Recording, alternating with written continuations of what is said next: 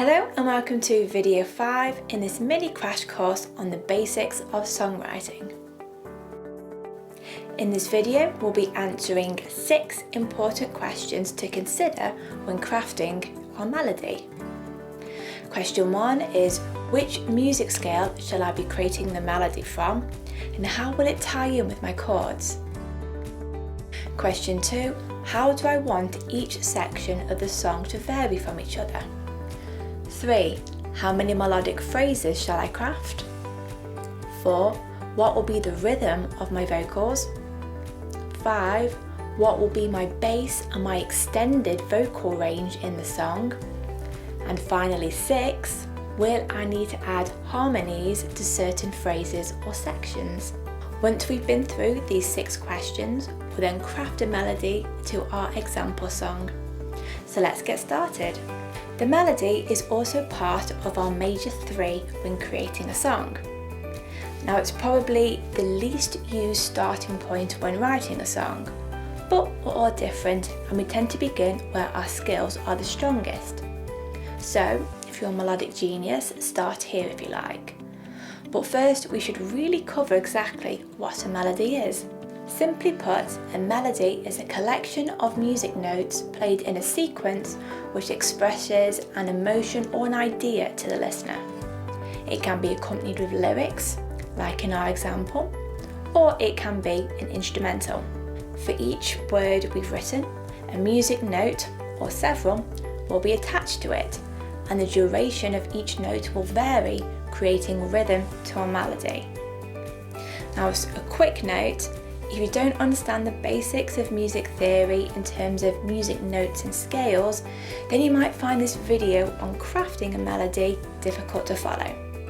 So I consider as a minimum checking out videos 2 and 3 in my mini crash course on the basics of music theory, which goes through explaining music notes and major and minor scales.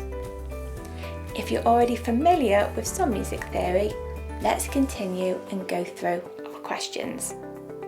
So our first question, which music scale shall I be creating the melody from and how will it tie in with my chords? If this is your first song, or if you're a beginner, choosing a major or minor scale is best. As we discussed in the last video on chords, major scales are generally happy and minor scales are generally sad.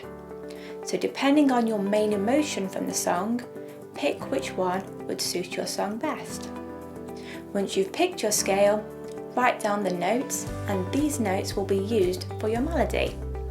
So let's use our hypothetical song we wrote lyrics for and crafted a chord progression for in our previous videos.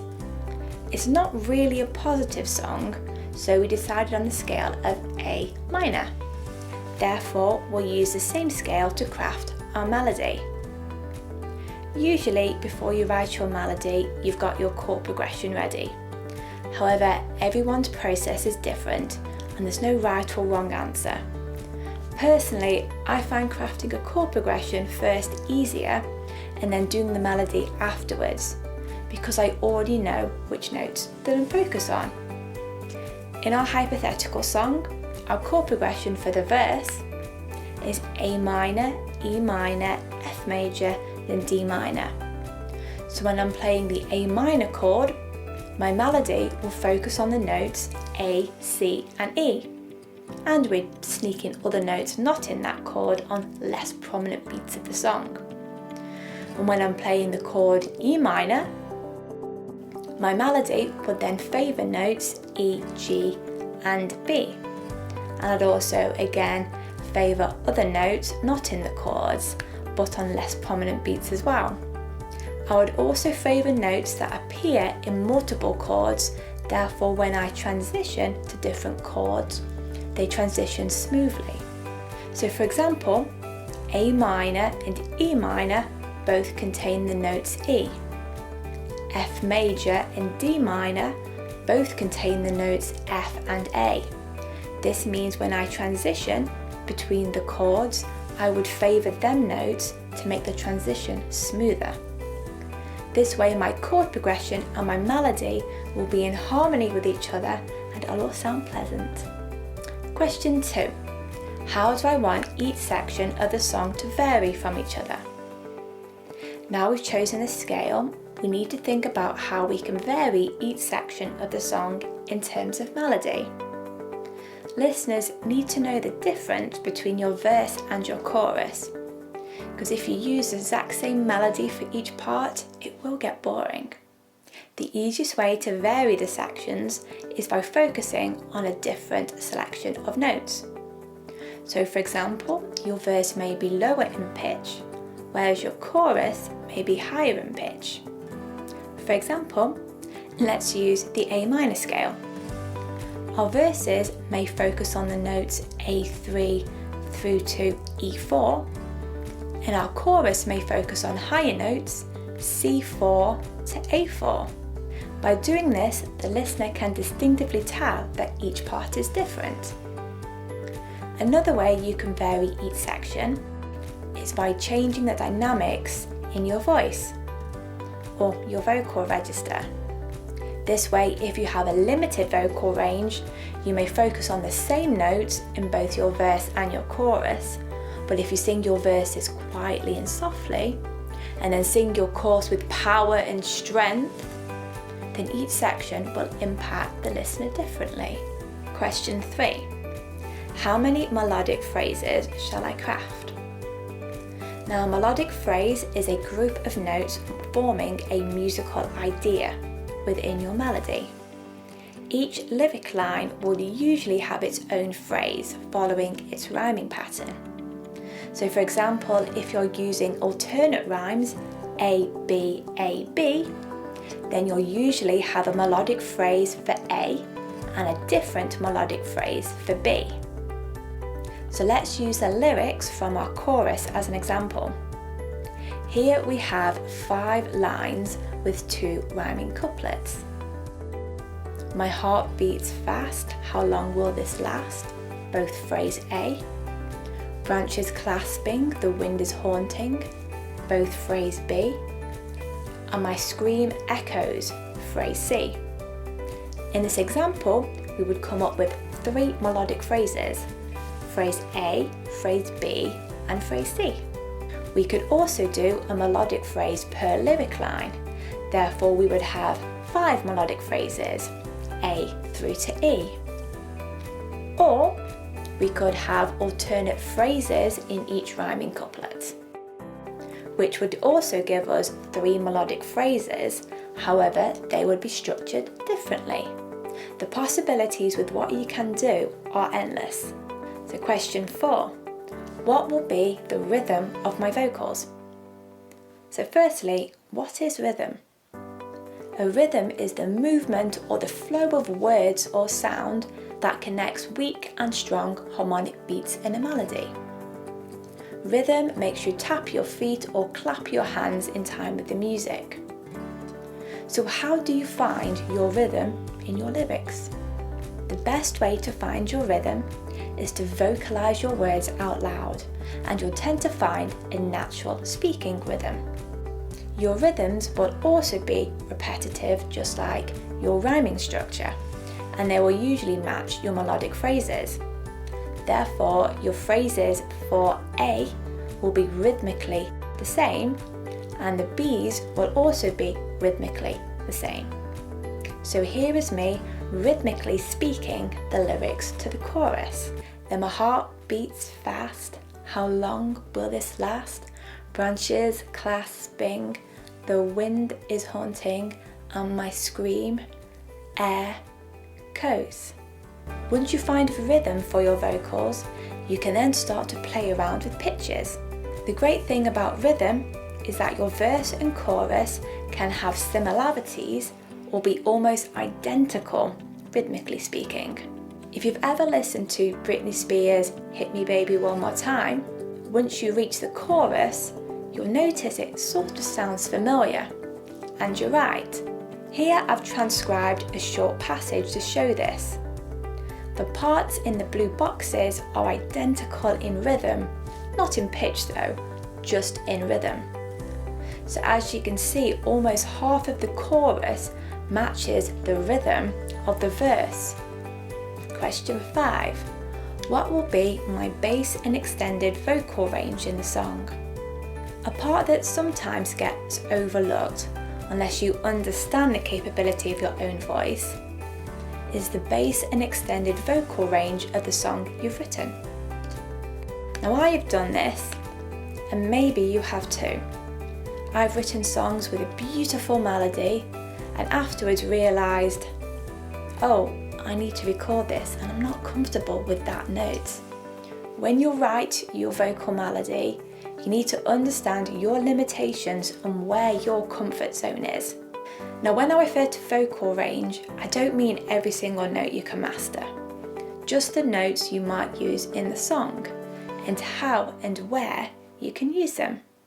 Your bass range will be where you are most comfortable and is more or less an octave. And for most people that's somewhere in between the third and fourth octave.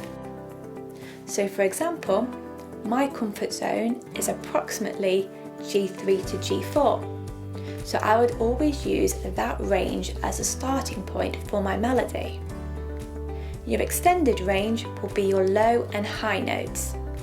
Now low notes do differ for men and women, but anything below G3 is considered low, and in the fifth octave is considered high. Most modern music tends to say within an octave to an octave and a half, roughly G3 to C5. Now be aware of your strongest part of your range and where you are weaker. Don't focus on the fifth octave if you really struggle to sing in that region. Also, be wary of your listeners. If you want your fans to sing along, writing something overly complex and fancy may be difficult for them to remember and sing along to. Question 6. Will I need to add harmonies to certain phrases or sections? So firstly, what is a harmony? A harmony is two or more notes played simultaneously, or in our scenario, two or more voices singing simultaneously, but different notes. The easiest way to create a vocal harmony is by creating a third harmony. You take your initial melody and move it up the scale by 3 notes or down the scale by 3 notes. So for example, in A minor, if we sing a C note, our third harmony would be E for above and A for below. Now you don't need to add a harmony to the entire song. You may consider adding harmonies to certain phrases or just to the chorus to enhance the impact on the listener. Harmonies are optional, however they add that extra bit of depth and texture to your vocal melody. Sometimes one vocal line can seem a little thin and hollow, so don't hesitate to try and make things more interesting. So there's a lot to think about when it comes to crafting your melody, but there is a plus side. Each verse usually has the same melody, just different lyrics, and the chorus melody can be generated from the rhythm from the verse, but with a few different notes, giving the listener a sense of familiarity. However, you should spend more time perfecting your chorus melody though, as it's the part of the song everyone will remember and sing along to. Now let's prepare a melody for our example song. So let's head back to our example set of lyrics and begin crafting a melody to them. Now just to recap, we have a verse, a pre-chorus, a chorus and a bridge. And we've already decided on the A minor scale and our chord progressions from the previous videos. Now where you start is completely up to you. Some may craft their chorus first and get it perfect, others start from the beginning at the verse. Most of the time, I like to start at the beginning, because once I have the melody for the verse, I can feel melodically where the song is heading. However, sometimes inspiration can take a hold of me and I know exactly how I want a section to sound. So I'd head there first. It's different with every song I write. So let's recap our verse. Burning all day to the bone, clock has long since expired. It's a long way to my throne, a growth shortcut is desired. To make it easier, I'm going to craft 2 melodic phrases which I'll then repeat. And here's eventually what I came up with. Burning all day to the bone. Clock has long since expired. It's a long way to my throne. A grove shortcut is desired. Our first melodic phrase is for the first chord and then silence throughout the next chord. The third chord has my second melodic phrase, and then the fourth chord I'm silent. And this is then repeated. For each melodic phrase, I have favoured notes from the chords. Throughout the verse, I favour notes A3 and C4, with a range of A3 to F4. So my next step, I would naturally try and figure out the notes for the pre-chorus. So let's recap the lyrics for our pre-chorus. The light fades and I wander to the unknown. With the speed lyrically in the verse, I felt a change in the pre-chorus was required to build up suspense and anticipation for the chorus. So each phrase slowly goes higher up the scale. Here's what I came up with. The light fades and I wander to the unknown. Notes are drawn out more, slowing down the momentum built from the verse. Here I still favour the A3 note, however I now also favour the F4, which differs from the verse. So let's move on to our main event, our chorus. Then my heart beats fast, how long will this last? Branches clasping, the wind is haunting, and my scream echoes. By the time I'd finished writing the melody for the verse and the pre-chorus, I knew exactly how I wanted the chorus to sound. My work on them had given me ideas, and it had inspired me. I wanted to move between drawn out notes and little twiddly bits to demonstrate the agitation someone is experiencing. So here's what I came up with. And my heart beats fast, how long will this last? Branches clasping, the wind is haunting, and my scream echoes, and my scream echoes. The range in the chorus is A3 to A4, favouring the higher notes in the 4th octave. Because of how catchy it felt, I decided it should be repeated twice. So let's move on to our revelation, the bridge. So let's recap the lyrics.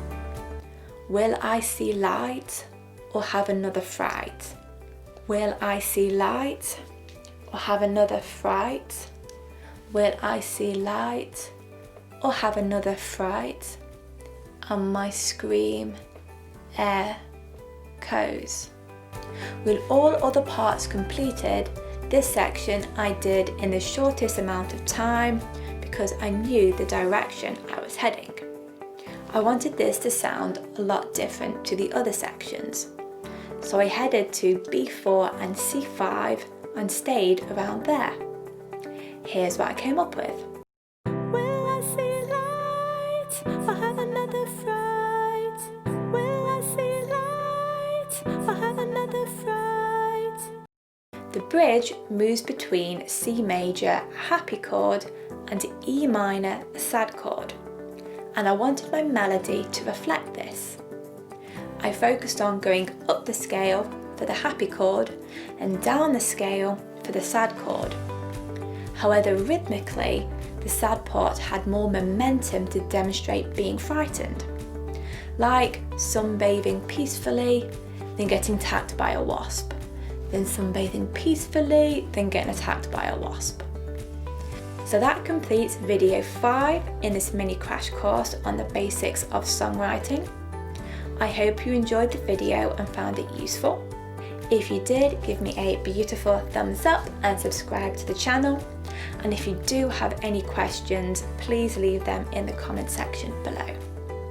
And when you're ready, click on the next video in the series where we learn about the final touches to your song.